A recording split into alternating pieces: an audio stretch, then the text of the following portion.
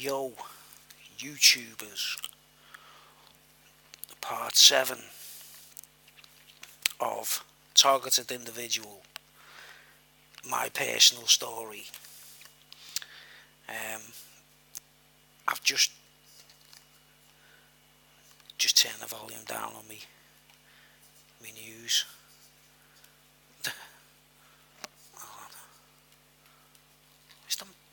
Oh, it's alright. Yeah, part 7 of Targeted Individual.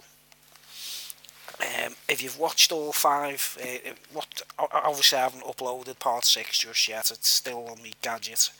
I'll probably upload them either overnight or tomorrow morning. Right, but anyway, if you've watched 1 to 5, thanks for watching, guys. This is part 7. It's getting quite interesting, the thesis I'm trying to lead to, and we'll get straight into it. Right. If I've got any other points to make, I'll try and add it all up at the end. I have to talk a bit quieter now because it's getting late. By the way, time check and date check for anyone who's interested. It's 1 minute past 11 on the 20th of May 2016. Part 6 was recorded the same day, the 20th of May. Now I'm about to start part 7 of Targeted Individual, my personal story,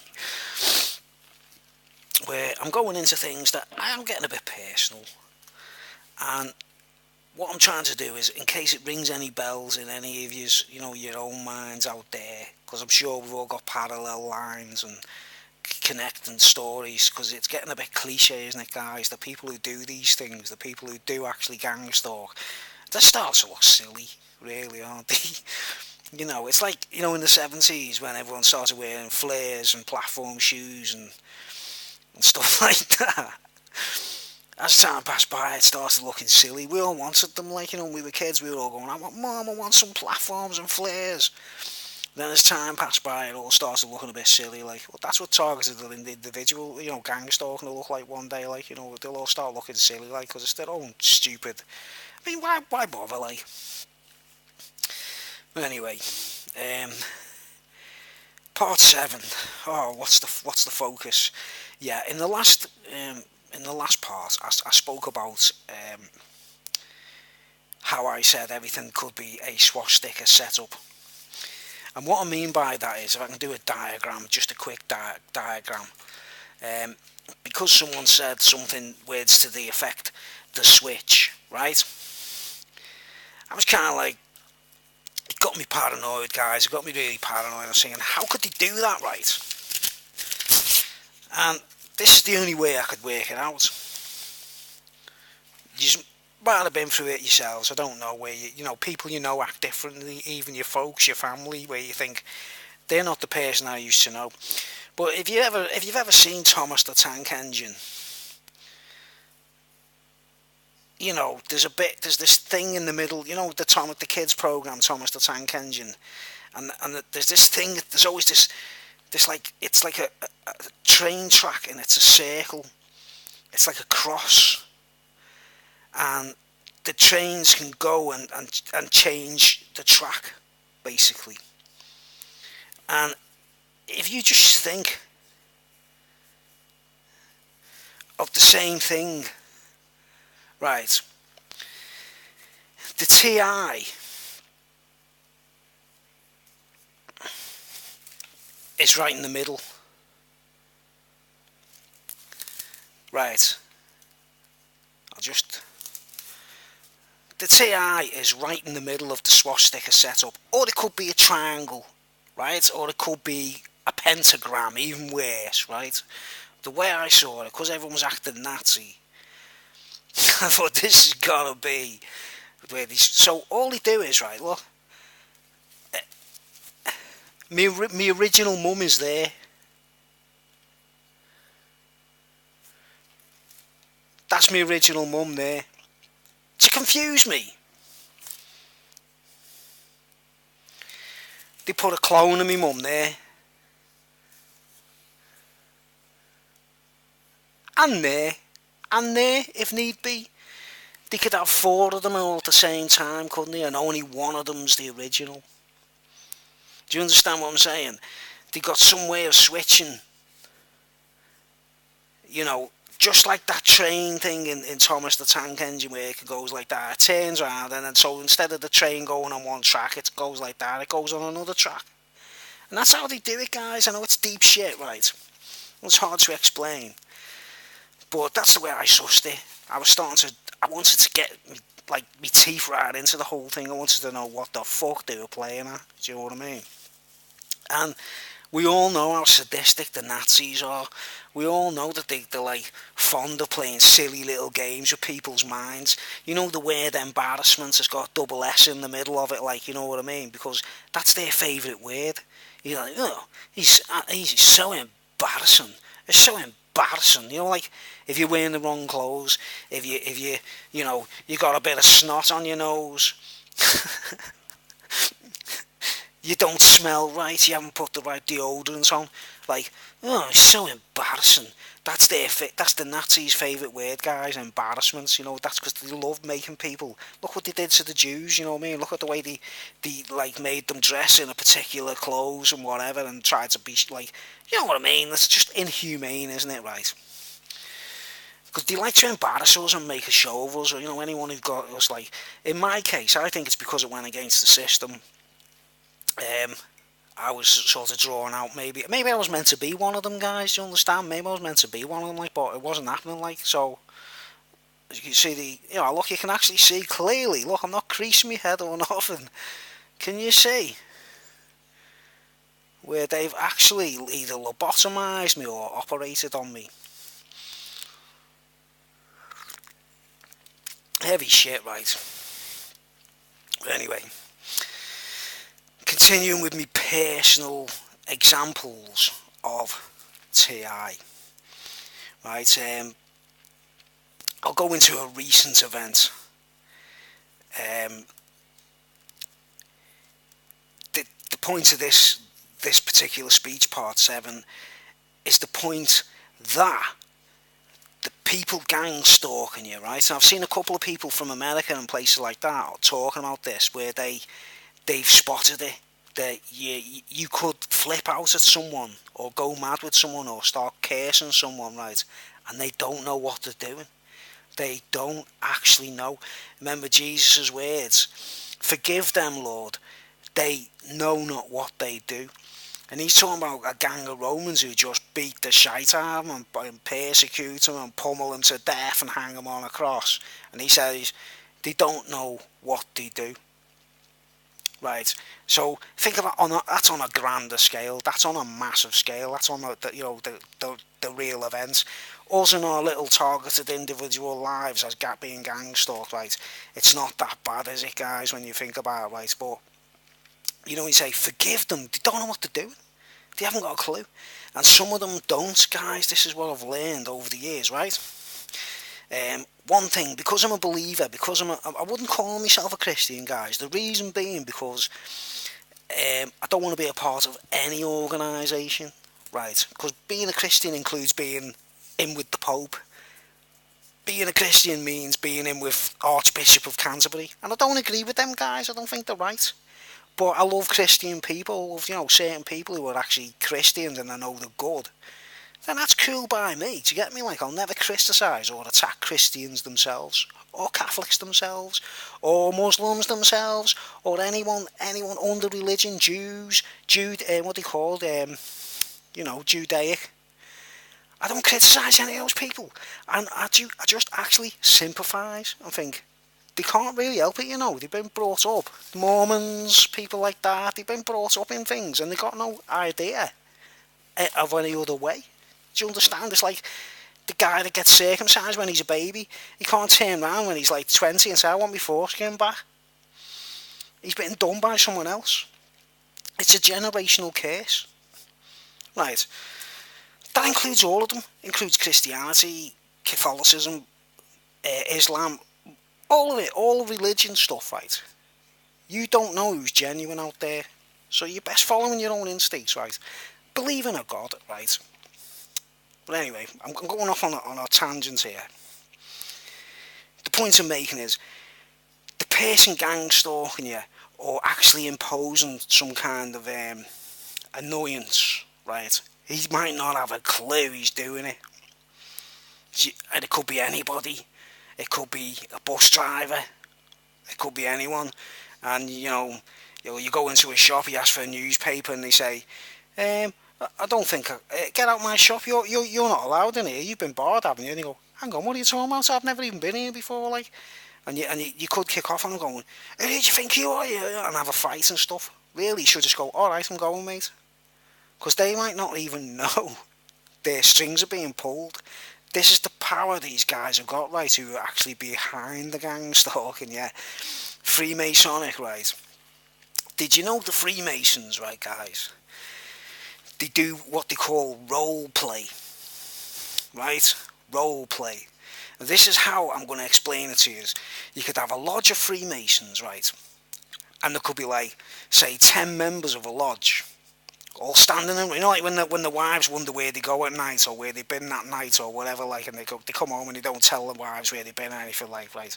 They do this thing called role play, right, guys? And what they do is, there could be 10 of them all standing in a room, right? And say it might only be 3 or 4 of them involved in the actual role play, and the rest of them all intensify the all-seeing eye, which is the all-seeing eye of Freemasonry is not like what God uses, right? The all-seeing eye that God uses, that, when God says there are no secrets and he can see everything we do, he can literally see anything. God can see anything. He could literally have like a panoramic view of underneath my fingernail if he wanted to. Do you know what I mean? But no human being can reach that level. None of us can do that. Freemasons can't do that collectively and that. But they can get together, right? And they use this thing called the all-seeing eye, right? The triangle with the eye in it, right? It's 3 or more people collectively using their energy to make a movie, basically. But the movies aren't the kind you see in films, although some of them are in films and movies that we watch on the TV and the cinema, like, yeah. Some of them are actually Freemasonic generated all-seeing eye movies, guys, you know what I mean? You've got to find out which ones are and which ones aren't, basically. But their other version of movies is like the soap opera, right? And it could be a number of scenarios, right? It could be like, say they want you to come home from work and have an argument with your missus, right? You get home from work, your missus says, I don't want to watch that film, I want to watch the other side. And you start going, I want to watch this film, yeah. Right, meanwhile, in a lodge 5 miles away or around the corner or 10 miles away, there's 3 or 4 Freemasons or more, right? One of them's playing your wife, and one of them's playing you. And the others are kind of like elements to bolster the circumstance into violence, maybe, or into a split, or into a divorce, or whatever, right? And one of the Freemasons, while your wife, say if this is happening to you for real, you could get home and your wife goes, I don't want to watch that film, I think it's crap. Which makes you react and go, oh, you think it's crap, do you? So you think I don't watch good films, do you? Meanwhile, in the lodge, there's 2 Freemasons going, I don't want to watch that film, I think it's crap. And the other guy's going, oh, you think it's crap, do you? You know what I mean? Like, one of them will be playing a woman and one of them will be playing a man. One will be playing, they could be playing a gang of women. It's just role play. They are actually going like that from above, using the all-seeing eye to provoke your mouths into speech against each other, which usually leads to arguments or violence or infidelity of some kind, or even violence, where you're beating your missus up or whatever, or she hits you basically and makes you hit her back. Meanwhile, they're in the lodge, guys, right, with the white gloves on. Do you know the symbolic white gloves, like what snooker referees wear, so they don't get dust on the ball? They're standing there like that, like, laughing their heads off with the all-seeing eyes watching you and your wife having an argument over a film. 2 of the Brotherhood are acting out your part so they can boist it into. They can literally manipulate your words, guys, and manipulate your mood and your acts right? And so, you can't look at your wife and go, it's your fault, you bitch, You've got to realise that behind your wife there's a Freemason, or there could even be a women's guild, like what they call a ladies' guild, the women's version of Freemasons. It could be a gang of women all together having their little fucking funny little ha-ha joke about it, like, you know what I mean? So that's why it's so important for you to keep you cool and never lash out at the person who's insulted you or offended you, right?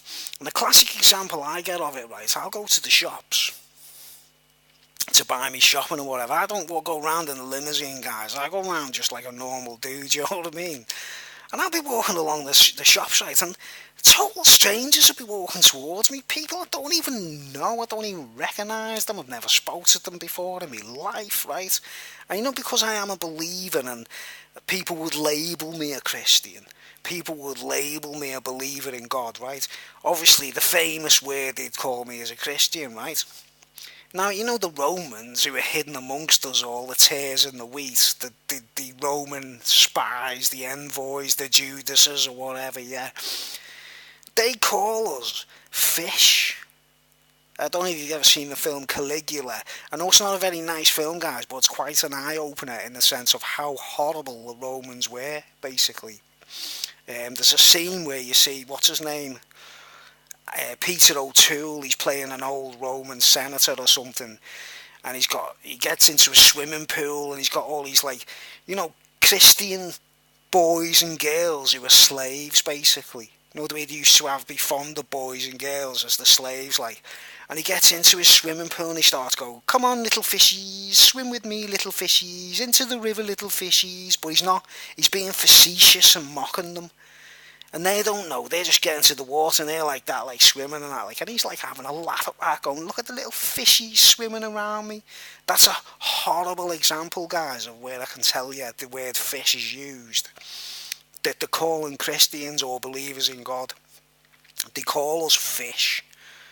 As if, was it like, swimming around like fish, and they can easily cast out a rod, you see, and catch us, with a maggot on a hook or whatever. Do you get me? Like, they got this little thing about catching fish, yeah. But I could be walking in town in the shops, right? Total strangers are walking past me, could be a husband and his wife pushing a pram or whatever, like, and one of them will go, fish. Actually call me a fish as I'm going past them. And years ago, I used to look at people and go, did they just call me a name then? Did someone just call me something then? Right. Now I've learned to rise above it. Forgive them. They don't know what they do. They do not know they're saying it. The guy's walking towards me. There's two Freemasons in the lodge, as usual. One of them goes, fish. So the man who's walking past me goes, fish. They don't even know they're saying it. They're like a ventriloquist dummy. You know what a ventriloquist dummy is, where someone's going like that and pulling the string, so they go, they literally don't know they're saying it right. And it took me years to get used to that, to stop reacting, to not do anything whatsoever, to think, forgive them. They don't know they're doing it. They haven't got a clue.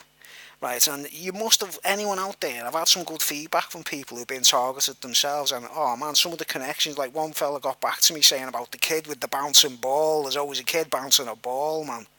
The amount of times I've seen that, man.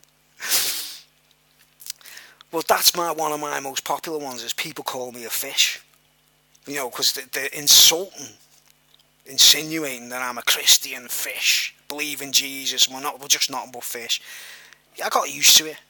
Simple as I just thought, that doesn't hit, does it? You know what I mean?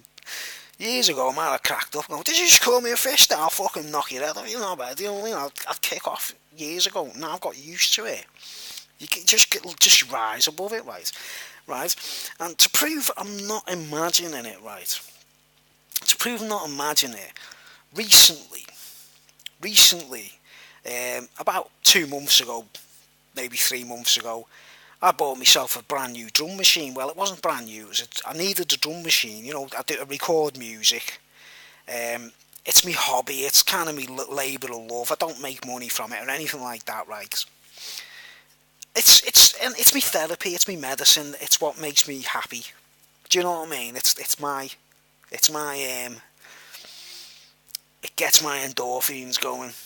I don't have to be on drugs. I don't have to be intoxicated. I can get into music anytime, and I just love doing it, right? Why begrudge me that, guys? You know, if I've been ill, I've been mentally ill and all the rest of it, why would anyone sort of carry it on, targeted individual, like, you know, is he getting into his music now, is he? Yeah. You know, seriously, if these people actually did it in front of me in the open, right, guys, not using people, like I say, the way they do use the little puppet mastery from the Masonic temples or their covens or their witches' fucking lodges or whatever, like, if they did it in front of me face to face, I'd just smack them in the face and knock them out on the spot, you know what I mean? They know that. They know that I'm the kind of person, I'm quite abruptive if people kick off on me or say anything in front of me. So they have to do everything from a distance, right? And this is the one of the incidents where I thought it was hilarious, right? But it was a bit awkward. Right, I go to a second-hand, there's a second-hand shop in town where I live in Birkenhead, and I'm on the lookout for a drum machine, right? And I couldn't spend too much. I was saving up. I'm not rich. I haven't had any windfalls. No one's given me any loads of money. I never got any, like, people left money to me in the will or anything like that.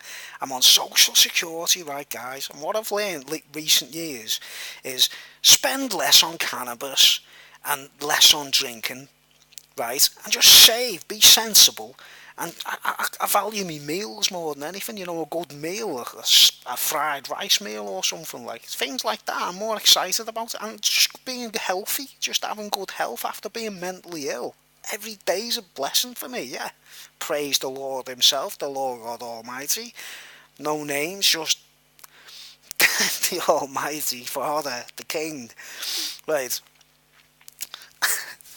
But anyway, I goes into this shop, right, I want a drum machine, right, and I've been saving, guys, you know what I mean, I go without getting high, I go without, like, I don't wear luxurious clothes or anything, I'm not very fashionable, as I said in an earlier video, right, and I basically live on my own, I'm a bachelor, so I don't have any kids to pay for or anything like that, or I haven't got a nagging wife.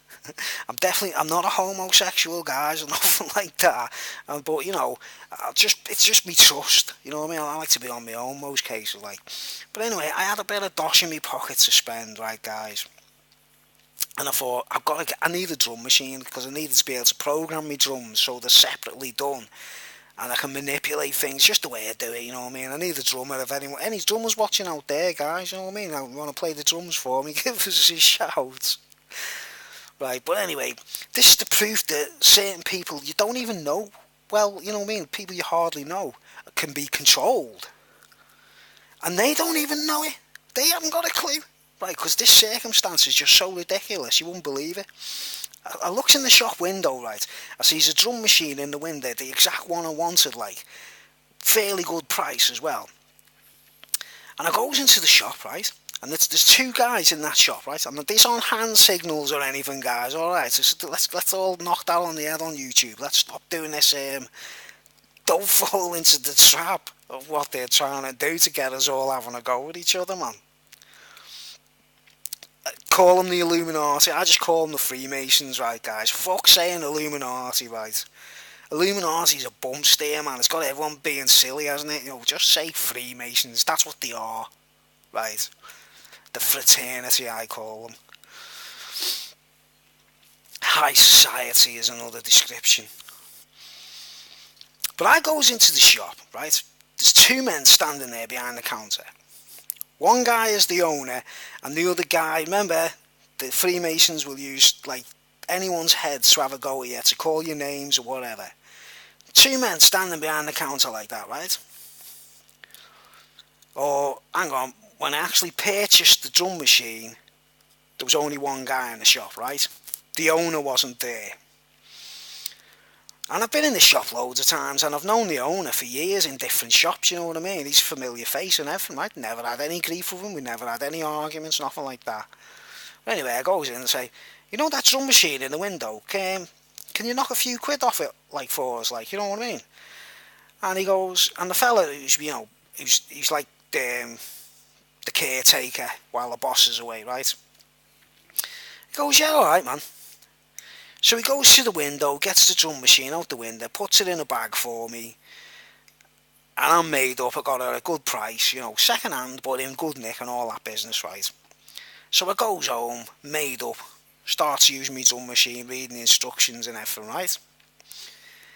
And I paid 50 quid for it, right, guys? I bartered it down to £50, right? £50, guys, right? 2 bags of weed. It's like, or 2 or 3 bags of weed is like 50 quid these days. Do you get me? Like, these days, the kids are used to spending £100 on weed in like a couple of days, aren't they, right? I'm not knocking them for it. I'm just trying to amplify the, you know, the way money is seen in people's minds. I know this seems like I'm going off on one, like, guys, but you'll understand what I'm getting at, like. And I get home, right, and I tested the drum machine. And I switched it on, and it was like what was happening was it was as though it had no memory, and I didn't know how to get around it. I'd switch it on, and you try programming a beat, and you switch it off, and then you switch it on again, and that beat your program was gone, and it was like started from like it was doing a factory reset every time I switched it on, right? So I thought, oh no, I thought it was faulty. And I was thinking, oh man, I was made up with it, like, to get me, like, I didn't want to have to take it back. But anyway, next day, I went into the shop, put it all in the box and everything, put everything to get, goes into the shop, right? And the fella who sold me it is still there. And remember, I've never had any grief with him. He's got nothing against me. I've got nothing against him. We're literally strangers. We don't know each other. The manager's not there. This guy I hardly know is behind the counter yet, right? And I say to him, like, look here, you know this I bought yesterday? It's faulty. So can I have a refund? You know, I had the receipt and that, like. And he goes, yeah, you can have a refund, like, but the business was so bad, right, guys? It's a second-hand shop, you know, like a bric-a-brac shop, right? Business is so bad, you know, the way money is these days. He goes, but I haven't got £50 in the till. Basically, so I can't give you it back now. He said, but will you leave it with us, and the boss is going to be here, in a few minutes, and we'll have a look at it and see if it's anything we can remedy, like, so and then if it's definitely broke, we will give you your 50 quid back, all right? So I was like, okay, I'll go for a walk, and I went round the shops while he had a look at it, right? In my head, I was already thinking, like, what to do with the £50 when I get it back. Do you know what I mean? I didn't even think they'd suss out, what was wrong with the machine. So anyway, I goes for a walk around the shops, and I get back to the shop. Walks in, and by this time, the manager's arrived. So there's 2 of them behind the counter, right? And they've got the drum machine on the counter, and they're putting it back together. Both of them, like, really enthusiastic. It's like if you go into a mechanic's shop and you see 2 guys working on your car engine, and they're like, yeah, we've sorted it out, like. And the pair of them were like that, putting it back, putting the base back on and putting the screws in, he went. And they were made up. Imagine, obviously, think about it. He's already told me early that afternoon they didn't even have 50 quid in the till to give me back. Right. So you can imagine the relief to them that they'd sussed out what was wrong with it. They don't have to pay me 50 quid back, and I'm still keeping hold of the machine. Do you get me, right? Any shopkeeper would be made up, wouldn't he? They'd sort of be like, yeah, that's like,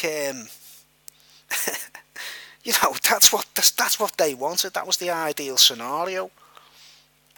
For them, they're happy, I'm happy, right? He's putting the thing on, oh, well, you'll be glad to know, mate, we've sussed out what the problem was. The problem was, it's got a lithium battery in it. You know the little round batteries, what you have in PCs to keep the clock going, the little flat round battery, like a disc. one of those was inside the drum machine, right? And that is what keeps the memory, you see. And it didn't say nothing about it in the instructions or anything, do you know what I mean? They had to open it up. They knew, the guy over the road knew about it, who was working in a music shop, you see. So he went over the road to the guy in the music shop and he told them what it was, right? So he said, we put a brand new battery in it and it's working great now. And he fixed it and he switched it on for me to show me that it was exactly how it should have been like. So I was like, oh, do you know what, guys? Brilliant. I was made up and they were both made up, if you know what I mean. The three of us were like, oh, sound. But in the background, the Freemasonic Lodge or the Coven of Witches or the Wizard and his witches or whatever, they had to have a go at me, didn't they? Right? And this is how they did it, right? You know, if you think of the atmosphere in the shop, right? They're putting it in the box and everything for me. They're like, and you think about both of them being made up, like, whoa, we don't have to pay him that 50 quid back now because they didn't actually have enough takings that day in the till. Do you understand? They didn't even have the £50 to give me back. That was their relief. And my relief, I was thinking, well, I don't have to go and get another drum machine. This is perfect, like. So we go, you know, as long as you're happy with that, you know, we sure should work when you get home and that now, okay. And I was like, brilliant, nice one, cheers. Right. The manager's basically saying, all right, and if you do have any more problems, you know, you got the receipt and that. And then he says to the other fella something about getting some tea in or something, or the lunch or something, right? And the other fella, right, he just went strange, you know, as if it wasn't him talking. You know, remember what saying Jesus said, forgive them, they know not what they do. This is the manager in front of me, and this is the other guy who sold the drum machine to me. And he looks at the drum machine, right, looks at me and he goes, yeah, it wasn't, you know, it's not many of us got like £50 to throw around, is there? So he has a dig at me for spending £50 in a shop. Do you know, as if like I'm in Africa watching kids starving over the road or something, or some guy can't buy a bag of weed or a bag of tobacco or something, like, right? And the guy, that's his exact words was, out the blue, guys, you know what I mean? No, he just sort of went dead serious, you know, as if he's being controlled by someone who was moody and didn't like me. He goes, yeah, you know, it's not like all of us have got like £50 to throw around, is there, like, you know, spend on things and that. And the manager looked at him as he'd say, what the fucking hell did you just say that for? There was silence, you know, you could cut the air, you could cut the atmosphere with a knife, right, guys? Because I was just looking as if to go, you know me, I've already got used to being targeted individual and rising above being called a fish or anything like that, having names said. I just heard him say that, I thought, what's wrong with him? The manager's looking at him as if to say, what the fuck did you just say that for? You know, as if to knock me for spending £50 on a machine where I could have said, I tell you what, give me my money back even though you fixed it. But I didn't, so I was made up. And he looked at the manager, the fella who said it, looked at him and said, I don't know why I just said that. And looked at me like that. There was like a confused triangle. The three of us were just looking at each other like that. And I knew that someone was like, they just couldn't keep it out of it, could they? They had to go, hey, you got just spent £50, have you? Hey? And they were having a dig at me through one of the men. Right, so that's bordering on supernatural and witchcraft, that, guys. You know, when you're controlling another man's mouth. To try, like, that guy, I could have kicked off on the fella, couldn't I? I could have said to him, what the fucking hell you mean by that? Got £50 to spend, like, what the fuck's that all about? This is your shop, innit? Don't you sell things? But I didn't, I was used to it already, if you understand. I was, like, actually used to that kind of thing. I was thinking, I know what's happened there. Some Freemason or some witch or some wizard has just pulled his strings to say that then. You know, saying, oh, nice bit of snuff maybe. Oh. Do you understand the control that's involved here, guys, right? Which means they've got more than the average. The people who were, not the two men in the shop, they're completely innocent. Both those guys hadn't done a thing wrong to me. I hadn't done a thing wrong to them. They had nothing against me, I had nothing against them. But one of them didn't have control over his mouth. Something else was controlling him for them few seconds, just to say that. To make me feel small because I spent £50 on an item. You know, as if I was like buying a Rolls Royce or something like. So I just looked, we all looked at each other in this awkward moments of silence like. The manager looks at him as if say, why the hell did you just say that when we've just managed to sell this drum machine again like? He looks at the boss as if say, I don't even know why I said that, boss. And I just look at the two of them as if say, don't worry about it, I'm used to it, like, you know what I mean? Anyway, thanks for the drum machine, I'll see you later, cheers, and I walked out the shop. But that was a classic example, like, guys, of the poor guy behind the counter was put on the spot to take the blame for what he just said, if you know what I mean. And if I'd have been in the wrong frame of mind, I'd have kicked off on him and said something, but I didn't, because I knew I was so used to it, right? I was thinking, who out there would that have been? They must have been watching me. He's going in the shop now. He's going to get the drum machine. Get ready with the fatal line, guys. Or say something like, you know, fish, say anything like, you know, imagine he could have gone like that, couldn't he? He could have gone, yeah, you know, £50 or anyway, you fish, yeah, take your drum machine. But he didn't say that. It was the dig was about me spending £50 on myself, like, ooh, shame on me, innit? Like, oh, I didn't buy any cocaine to throw on a table for everyone instead, like, do you know what I mean? Like, spend like £50 on a little bag of cocaine like that, like, and you know, you know what I mean, guys? So that's another example, right, whereby you've got to learn, like as Jesus said, forgive them. They don't know what they do. They don't know, and in the case, and that's referring to a beating, a flogging, a hanging on a cross, right? When someone just says something to us, that it might offend us, but it doesn't even matter because they don't even know they're saying it, like. You've got to learn to deal with that, guys. You've got to say to yourself, like, my best example is losing self-importance, right? I can stand in front of a mirror, right, guys? I can look at a reflection of myself, right? Because I did these exercises when I got into Mexican Indian stuff. I studied, you know, the Don Juan books, Carlos Castaneda and all that. I know some people give it a bit of a bad time, but there's some good exercises in it, right? One of them is called losing self-importance, right, which is part of why I don't really care, really. And if someone physically hits me, I'll hit them back. If someone blatantly attacks me verbally and it's clear to see that they're actually having a go at me and they're not being nice, I'll hit them back, you know what I mean? But anything where it's like, where you know it could be someone else pulling, you know, their little Freemasons up there hiding in the lodge, like pulling the strings, like cowards, mate. They've got the white gloves on like that, like going, Bruce will never know it's me doing this, will he? Eh? While he's rolling up a spliff going, he'll never know it's me, will he, lads? He'll never suspect me. Thinks I'm his friend. You know, friends like mine, who needs enemies? But anyway, I can stand in front of a mirror, right, guys? I had to go through this exercise. And I can look at myself in the mirror, right? So instead of going like, whoa, I look cool today.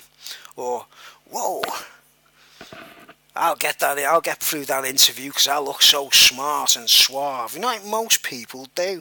Or chicks will look at themselves in the mirror and they'll go, I'm looking so pretty and beautiful today. I'm on top of the world, right? You know what I do, guys? I look at myself in the mirror and I go, I am a complete fucking knobhead. Or I go, state, you stupid fucking silly fat man. You know, I actually call myself names, do you know what I mean? I'll actually say to myself, I'm nothing. I'm not even important. I don't even... And you know what? Oh man, what it does for you when you're out in the world and people are having a go at you, man, it's funny, like.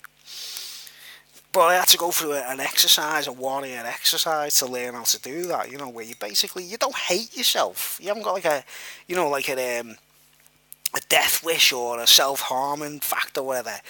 You just lose your self-importance. So that someone, you know, you walk past someone and go, you stink.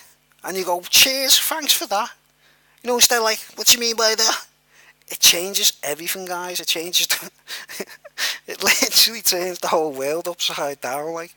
So, when someone says something like, oh yeah, some of us haven't got £50 to throw around, I go, sound mate, nice one for that. Do you get me? You got to learn how to like. I don't belittle yourself. Just not think of yourself as so important. It's brilliant. It's one of the best things I ever discovered. Do you know what I mean? I know I'm cool, but right. And another example, right? A while later, right? I've got what we're on 40 minutes, right? I'm trying to brush this up into some kind of like high speed thesis, like.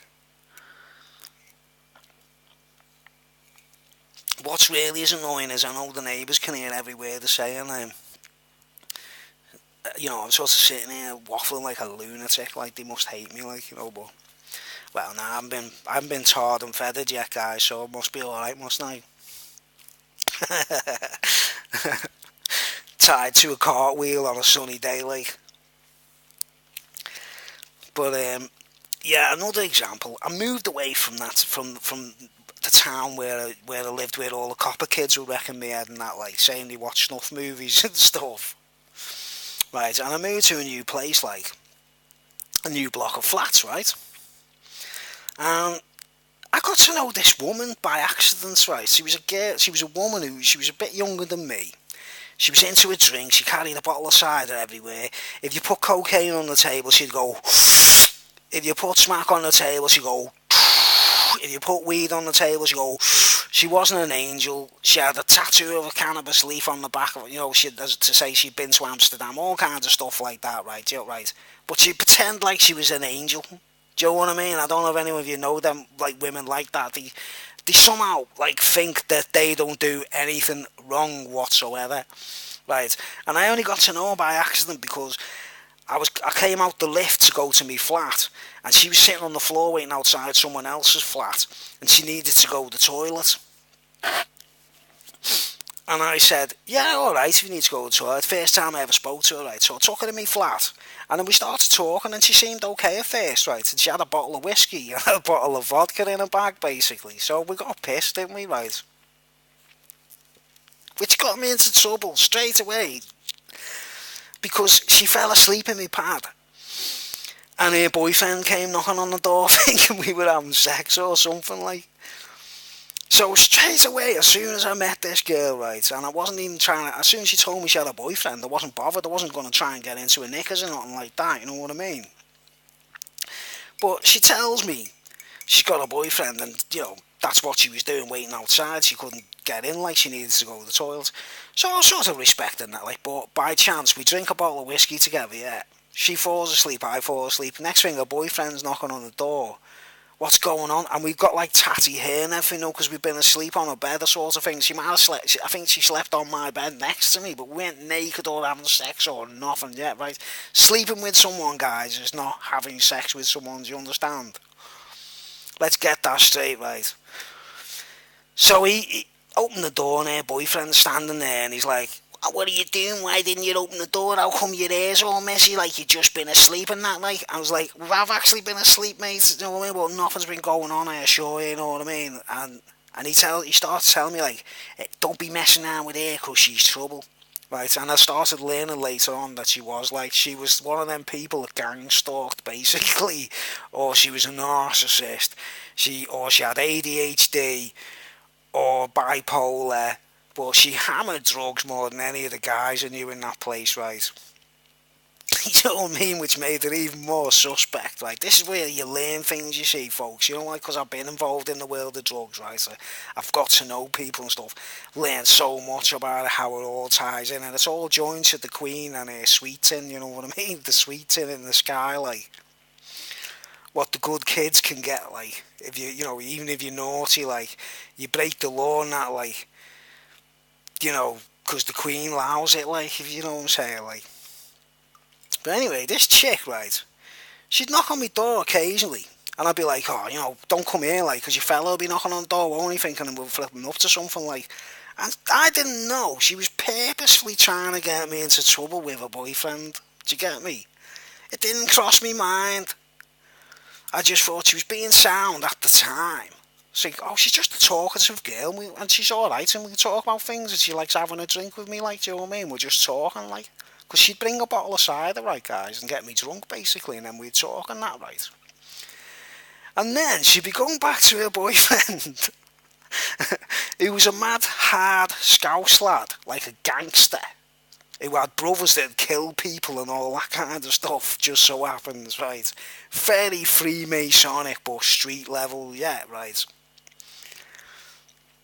So, all along, right, she was telling her boyfriend, right, that I was coming on to her, or I was like, you know, trying to get her into bed and things like that. And then he'd be knocking on my door, going like, what's going on here? You talking to her again? And he wanted to kill me, basically. And she was laughing her head off in the background all along, right?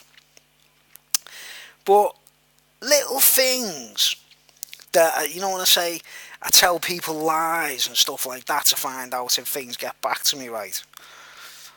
And two incidences where I would say these are like targeted individual or gang stalking, like they're like techniques that are done, like where you know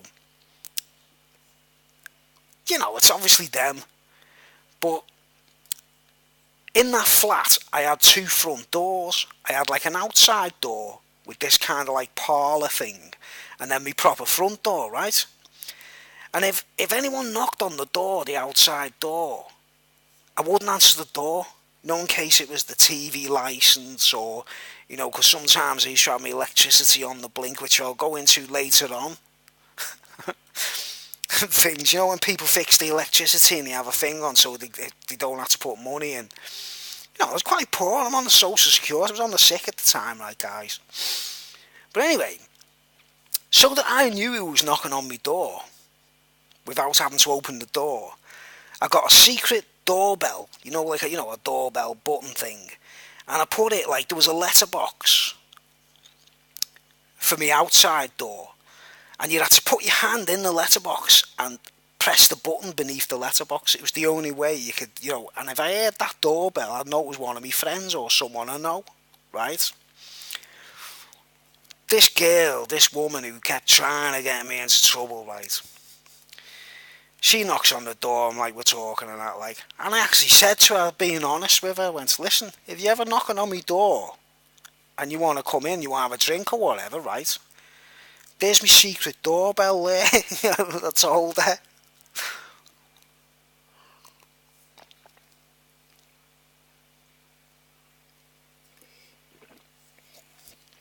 Sorry folks, I had to gulp that back.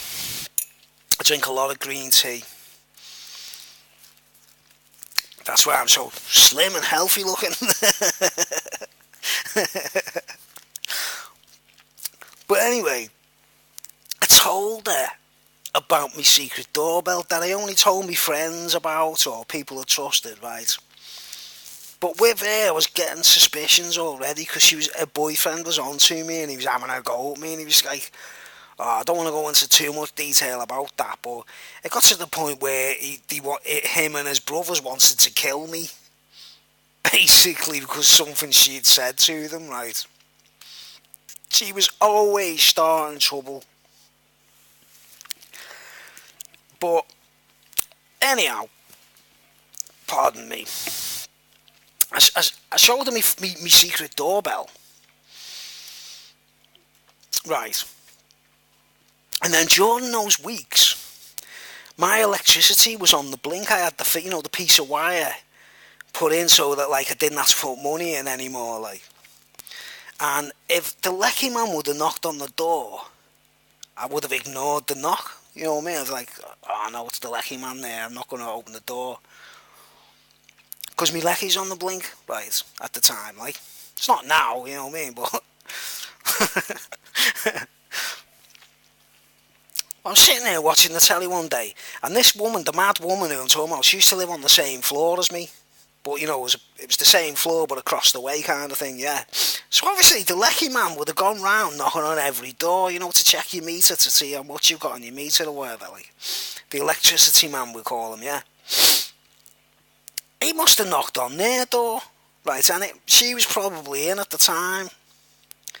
But anyway, I'm sitting down watching the telly and my doorbell goes off, the secret doorbell. Doo doo doo doo doo.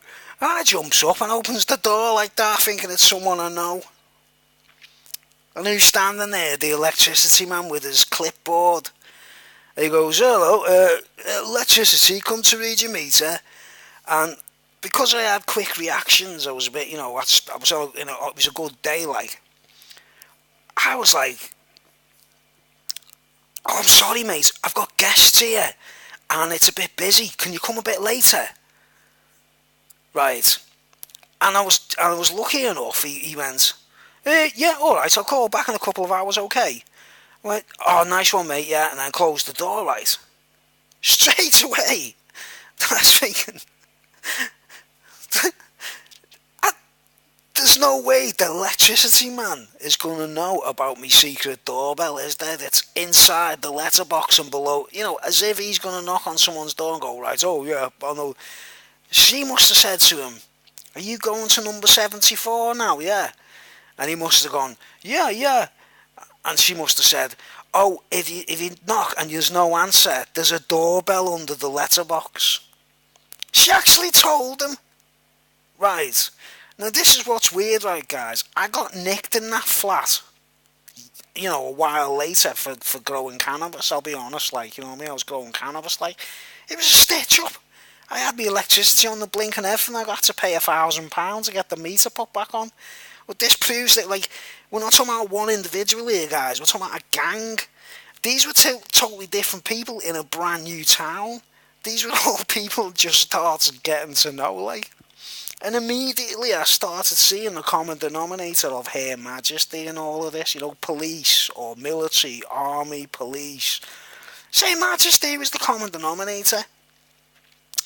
So I sussed out this woman was like proper dodgy straight away when I opened the door to see the electricity man standing there, right, guys, yeah.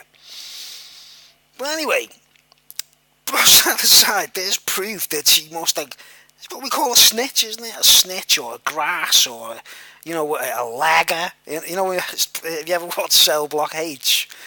They go, "Laggers, we know what we do to laggers, don't you?" Or a grass or a knock. Anyone that tells someone else some information to try and get them arrested or caught red-handed is a snitch in my book. I can understand if I was a rapist or a murderer or something like, but, things like that. Right. So anyway, she had obviously, that's, one way of, like, instead of telling lies, I told her I had a secret doorbell, and some complete stranger rings that doorbell, which proves that she go like, "Oh, by the way, he's got a secret doorbell there." So I started getting suspicious of her straight away, right? And there was this fella she used to know in the same block, right?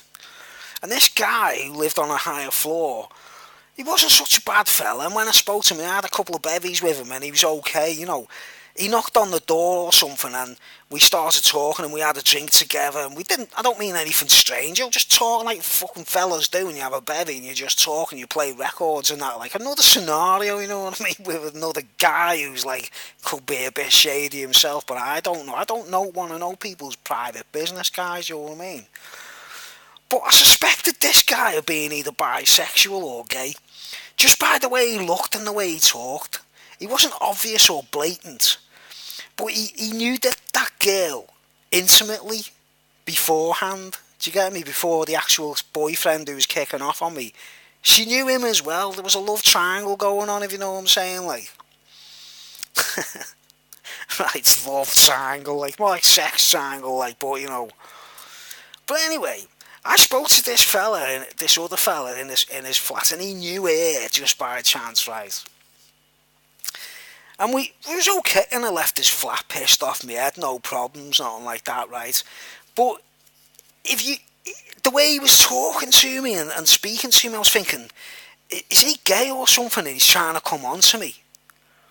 Do you get me? I was just thinking, I don't want to kick off or, have a homophobe fight or anything like that. I was like, he just seems to be acting a bit strange, and I don't know why, because I haven't said anything about myself in having any sexual hang-ups. Do you understand? I was just a dude who wants to have a bevy.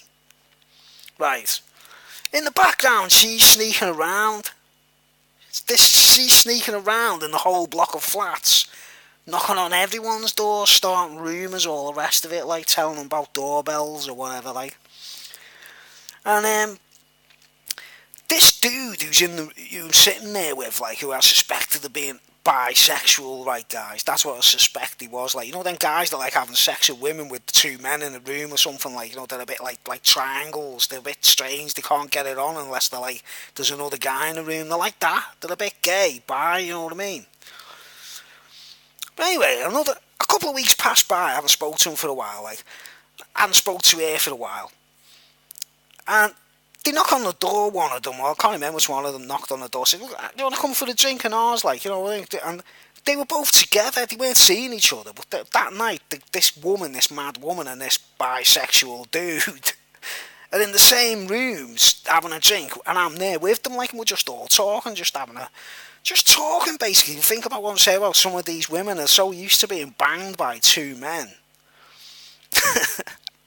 Do you think it's the norm, like, or something? I've never done that in my life. I'd do two women, do you know what I mean? I'd do 3 women, 4 women, actually. But anyway, we're all sitting there talking, right? And every time this guy said something to me, and it's like I was giving him the wrong reaction, as if, like, to say, like, "Look, man, I don't know why you keep, like, trying to come on to me, but, you know, you're starting to do me head in, because you're acting a bit like as if you want me to get into sex with the two of you here, like, you know, there was 3 of us in the room, yeah, right." And I go, like, and then I said something to him as if to say, like, "Look, man, I'm fucking straight here, whatever the fuck you're up to, like, just calm down, will yous?" No, because we were all drunk, like. And he actually looks at me and he goes, "Hold on, aren't you a homosexual?" And I went, "No, I'm not. Who the fuck told you that?" And he looked straight at the girl who was sitting in a room. You know, like when someone you can tell that she won't. You know, he went like that straight away. He didn't go, "She told me." He just looked straight at her, and she went like that. She'd say, "Oh, don't look at me, don't look at me." And there was this awkwardness, like I say, you know, the awkwardness between us, like this sudden moment of, like, I was like thinking, hang on, so he's definitely gay, right? And she's obviously told him that I'm gay, even though I'd sat down with her, spoke to her privately, told her I wasn't interested in, you know what I mean, I wasn't interested in any of that stuff, do you know what I mean? I'm a straight guy, I like women, simple as, right? But she had purposely gone back to this dude, and behind my back said, "Oh, you know, that fella on the 7th floor, he's quite good looking, isn't he? Well, you might be able to get into him, you know." And say, "Why, is he gay?" "Yeah." She must have gone, yeah, he's gay, yeah. That's another example of targeted individual, guys, of gang stalking, where they're spreading rumours about your sexuality that isn't fucking true, do you know what I mean? So you imagine it, I've been made to look like a copper in one picture, like, this bit, like, where it's like, he must have been taught, every time we spoke to me, I was like, I always had this bad vibe, thinking, why is he talking to me like that? Well, man, I didn't want to jump, bite his head off or anything, but, like, I was thinking, why is he talking to me as if I'm gay? And in the middle of it all, she was behind it all along. She must have been saying, he's gay, and, you know, right? And this is what's really strange, right? Because of that, my attitude changed to the both of them. I was starting to think, like, oh, he's a fucking bisexual or faggot, and she's like a shit-staring hoe who just wants to do it with anyone, basically, by the looks of it. Or she's probably a lesbian, gay, lesbian, bi, you know, that fucking stupid little club like the Baphomet, like. But a while later, I ended up getting hassled in the pub and everything in the area, you know, like people pretending to be gay with me and all that kind of stuff, like, right. But a while later, I've got it written down here, me reminder of this egg throw. It says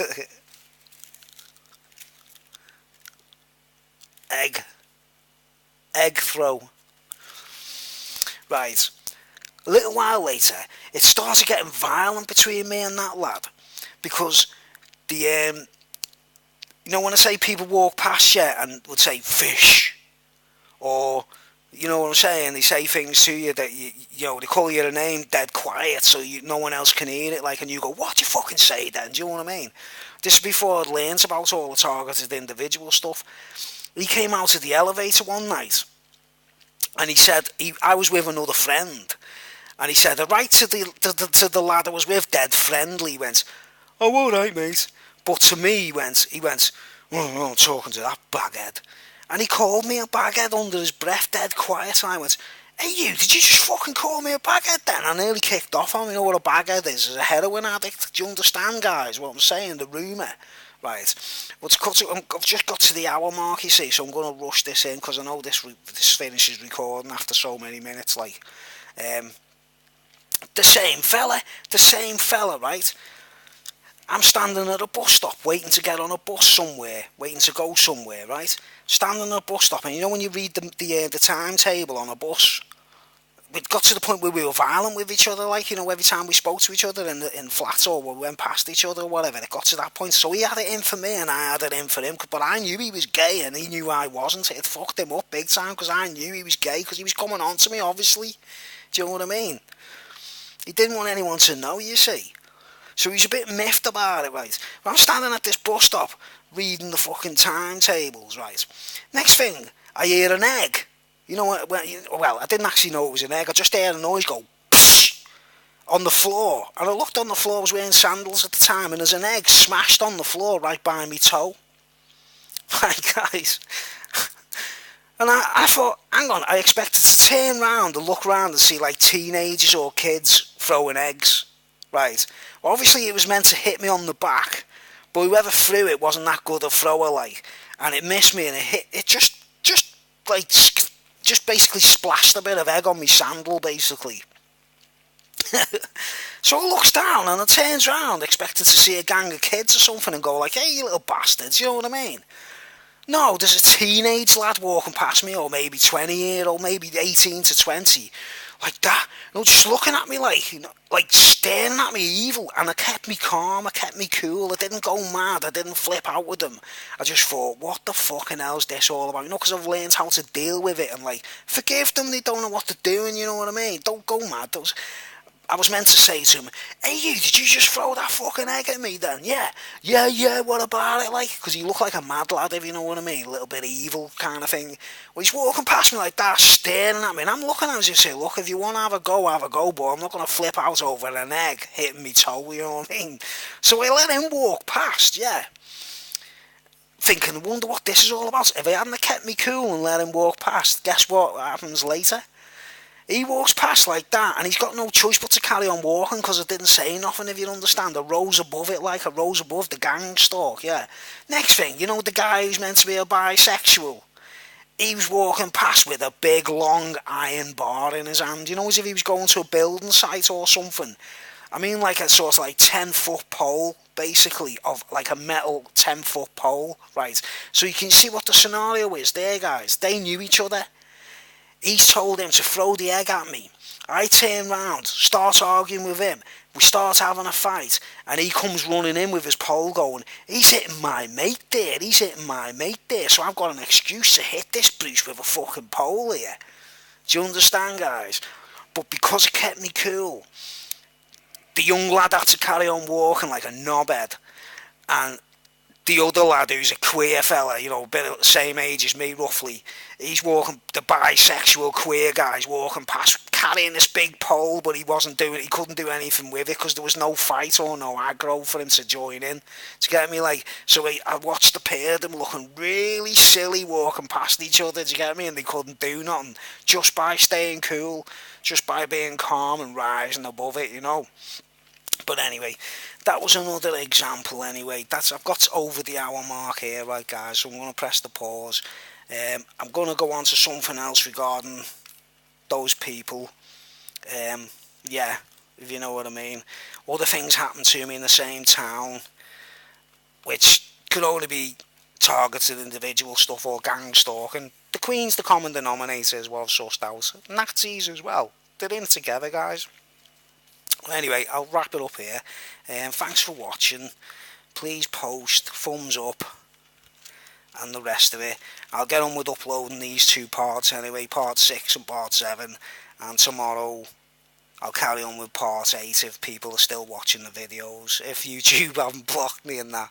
So anyway, thanks for watching, guys, and remember, don't go mad, keep you cool, even if they throw eggs at you.